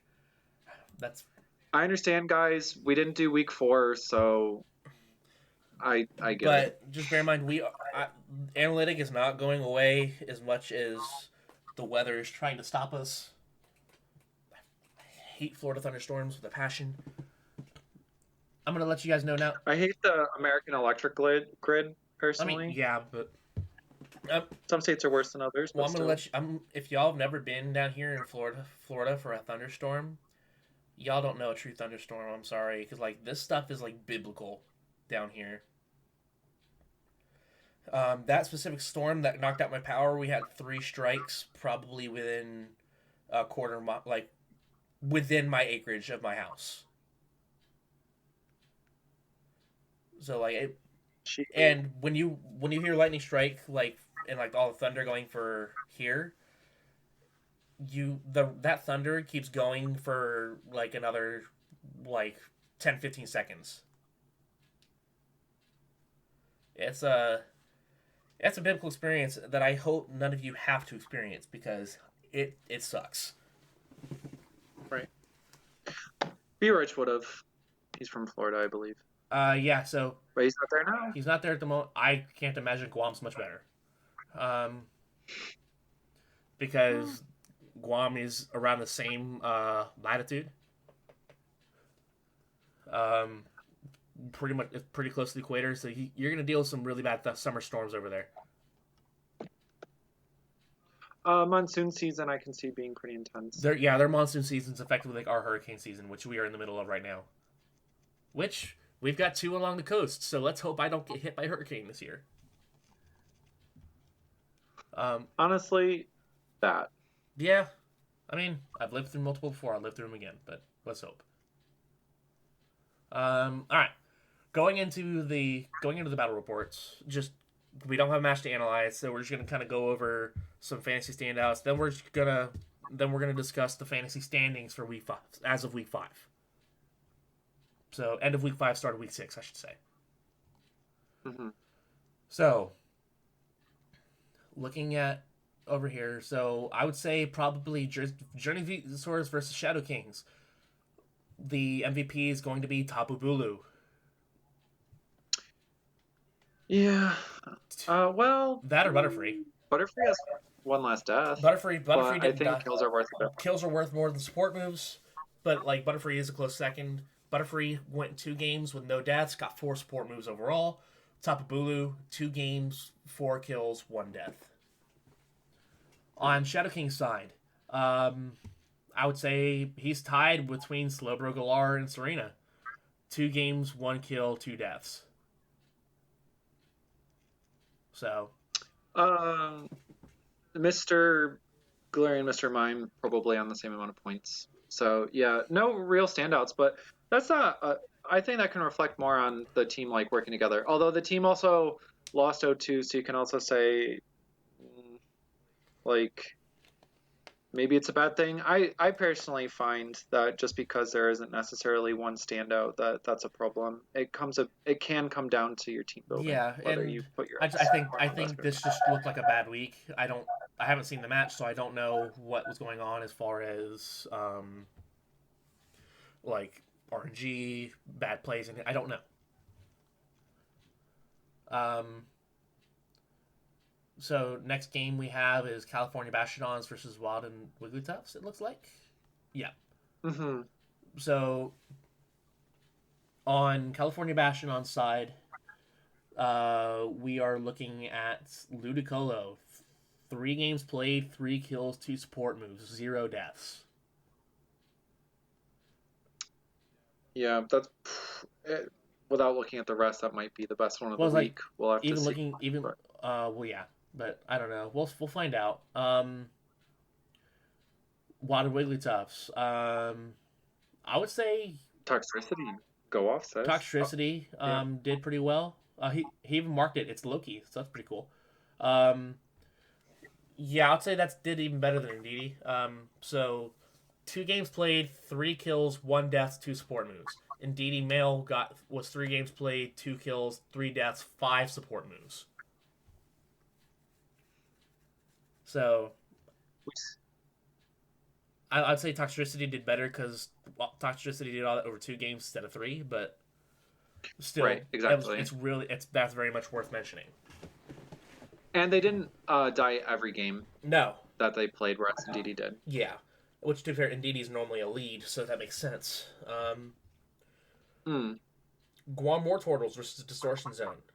I think this is a pretty cut and dry. That's very much cut and dry. Glaceon is the MVP here. Glaceon and Glary Darmanitan are the only 2 who got any KOs. They got 4 each. Yeah. But Darmanitan died, and Glaceon got a support move instead of dying. So yeah, Glaceon could not be killed this week. 4 kills, 1 support move, 0 deaths. And Distortion Zone, I'm gonna say Low Punny did their best. Yeah, they tried, yeah. Luxray was the only one to get a kill off of Guam this week, so that's worth mentioning. But yeah, Lopunny did better this week. Field of Orichalcos versus Wild and Wigglytuffs. Okay, well, this is probably holy the MVP. hell, Nihilego. 2 games played, 7 kills, and 1 passive kill. No deaths. No deaths. I know you skip it because the number is 0, but it's very important context. Well, I saved the deaths for last because of that. Also, I just have no chill, no patience. It'd be like that. And we are a team, so it'd be like that. You're allowed to forget things. We do balance each other out for the most part, though. So, on Wigglytuff's side, I would say probably Indeedee. Why haven't I seen 2 Indeedee males? Because the Wild and Wiggly, because that week 4 match was way late. Oh my god. Okay. So that's why. So that didn't get talked about in week 4, but that's why that match looked familiar. All the points will show up in the. It shows up. It shows up properly. Pokemon are still getting It shows up properly in standings. So, but yeah, that. You know what? That makes sense because California Bastion had the forfeit. That's right. Oh. So that would be why. So moving on to week 5 from Wigglytuffs. Indeedee Male is the MVP here. 2 games, 1 kill, 2 deaths, 2 support moves. Millitanks versus Golden State Gyarados. It's definitely between 2 Pokemon here. Gigalith and Uxie. Gigalith, 2 games played, 5 kills, 1 death, and 1 passive kill. Uxie went 2 games, 1 kill, 1 death, 6 support moves. I definitely say Gigalith definitely took the cake on that one.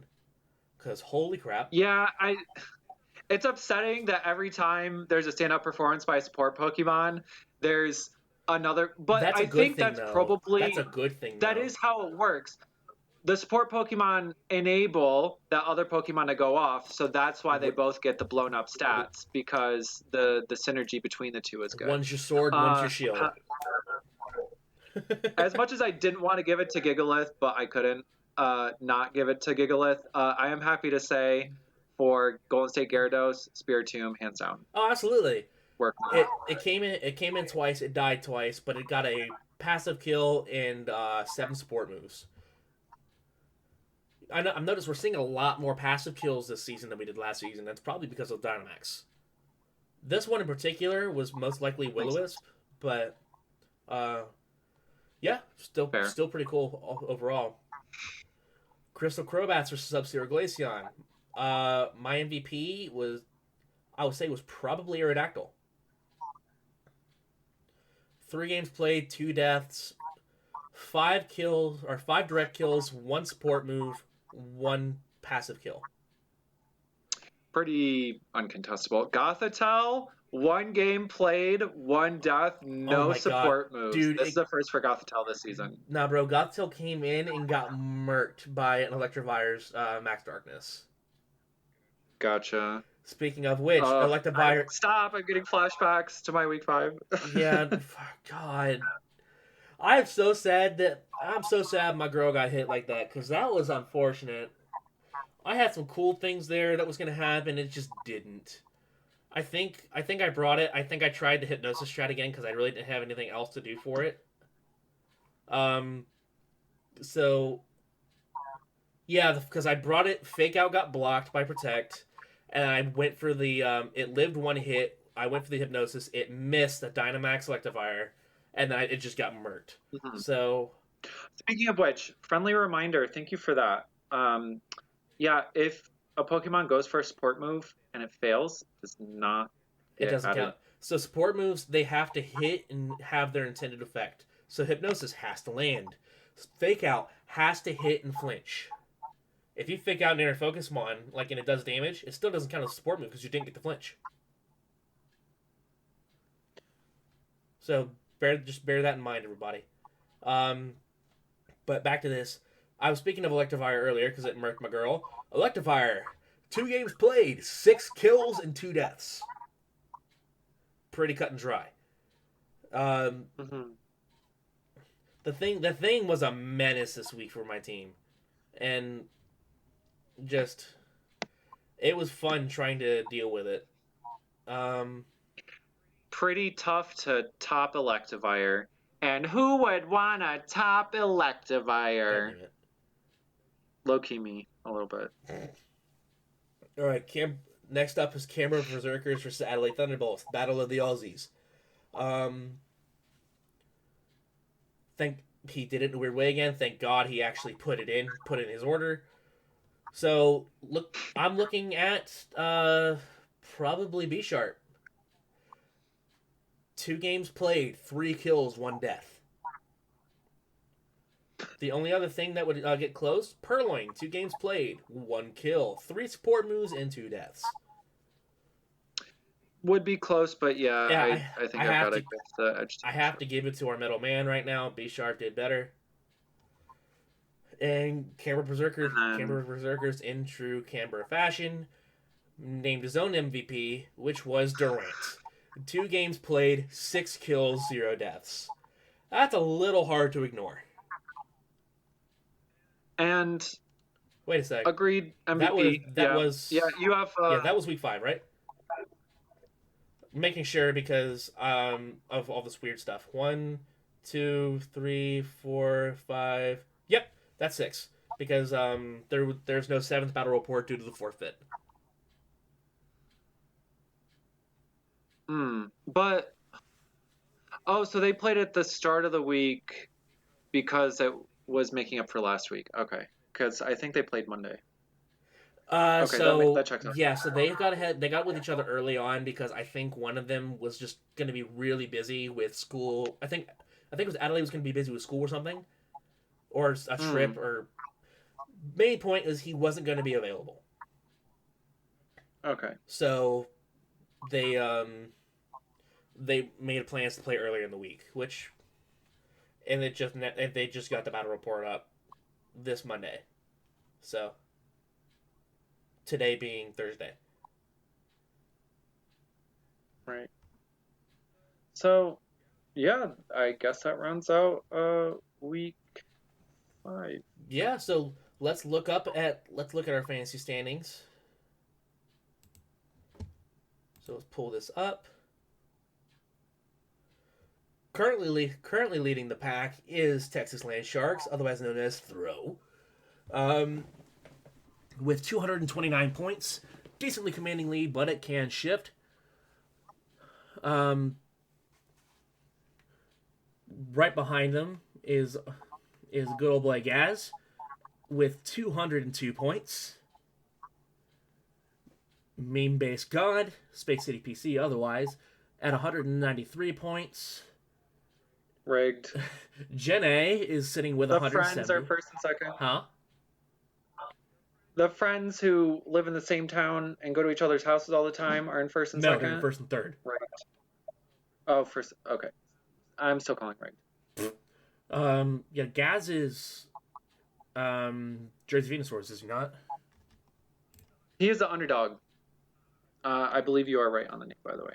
So yeah, come through, underdog.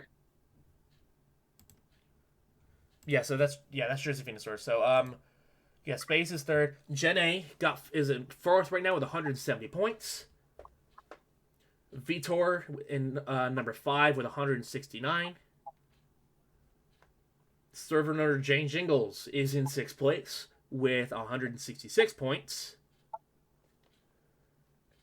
Aaron T. Marshall, British superstar, is currently at 160. Distortion Zone is currently sitting at 8th place with 158. Tommy Gore, otherwise known as the San Jan Sea Slugs, one of our players from last year, or last season, I should say, is at 154. Yeah. And Octo is at so our boy right here is at number 10 with 148 points. When it's right, it's right. All right. And so, middle of the pack is pretty close, all things considered.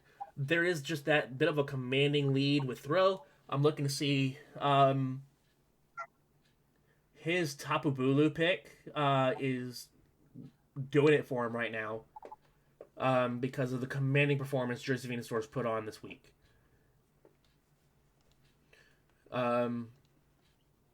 Also, he's one of the only ones with Kingdra who is currently sitting at 31 points by itself. Work. Space, despite not having Swampert, is holding up pretty well. His Tornadus Therian pick is just sitting at 0 points. That's what's hurting him right now, is that one of his beer tiers isn't doing anything. I'm looking at the other C tier. Throw's Electivire pick is also definitely helping him. So just very much commanding lead, although it's balanced out a little bit by his Centiskorch pick in the C tier being -2 points. Ooh. All 3 of them picked Virizion, who has 0 points right now.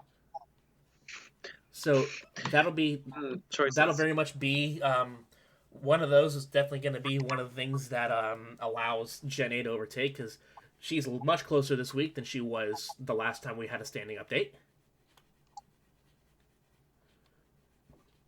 So yeah, basically keep the momentum going, and then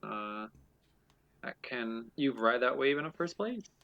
Absolutely, but right now it looks like Throw's got a lot of the correct answers, and he's doing with it what he can. So, all right. Anybody that I did not name that is still playing in fantasy, it's not over yet. Just keep riding the wave. I hope you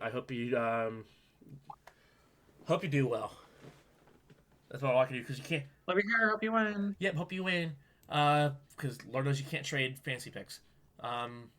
Oh, I thought you were gonna say because Lord knows your hair is busted or something. What? When have I ever mentioned hair? Because I said love your hair, hope you win, and then you said I hope you win. And then you said but. I was like, oh, not the hair though. Not the hair though. Where's he going with this? I didn't even hear the hair part. Oh, okay, that explains it. Okay, and that also explains your confusion about my response to what you said. That's why I was like, huh? What? Okay. What? So, and with that, anything else we need to talk about, guys? Or Octo?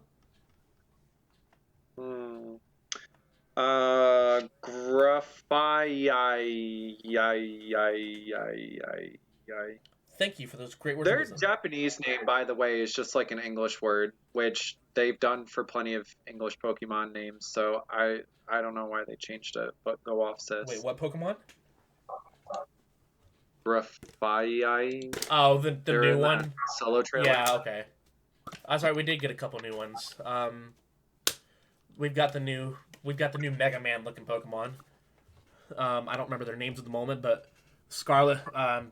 The one for Scarlet, their arms turn into a cannon, so we've got a gun, and then the other one has arm blades. So, cool. Work. Which one do you want to go for based on that alone? To be honest, I didn't get a good look at either of them. I I think I just want Koraidon and whoever's in that version. So you're still leaning Scarlet at the moment. Yeah, not because of Unga Bunga Lady, but because of Unga Bunga Legendary. Unga Bunga Lady. Yeah, like who knew they were gonna put Ayla into another video game? If you know that reference, I love you. Is it Chrono Trigger? Yes. Okay. I mean, my favorite song, my favorite location in Chrono Trigger, I think, is when you go see Ayla, and the battle music, Burn Babunga. Yeah. Like, yeah. Oh yeah, it's good. Yeah. Lord knows I can go on a tangent about Chrono Trigger, but I'm not going to. But with that being said, I think that's pretty much everything. So Seems like that. Also, this is an extra long episode, so I think we have a pass if we want to be done. yeah, what I don't even want to know what the episode's at right now. Holy mother of God. So well, I found out. And you guys will know just by looking at the video. But with that being said, this has been Guardian of Light, and Somebody who's choice locked in the fake out, if you didn't catch that before. correct. And we'll see y'all next time. Thank you all for checking out the Analytic Podcast. See you then. Okay, bye. Bye.